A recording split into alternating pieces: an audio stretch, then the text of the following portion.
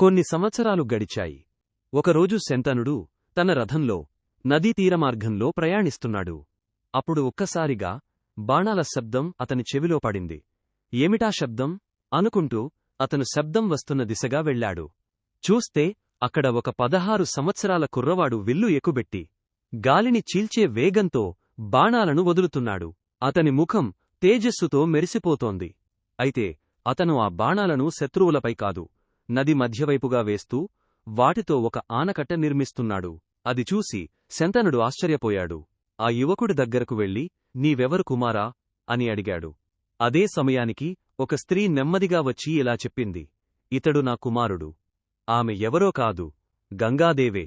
ఆమె శాంతంగా శంతనుడిని చూసి ఇలా అంది, మీకు ఇచ్చిన మాట ప్రకారం ఈ బిడ్డను నేను ప్రేమతో పెంచాను.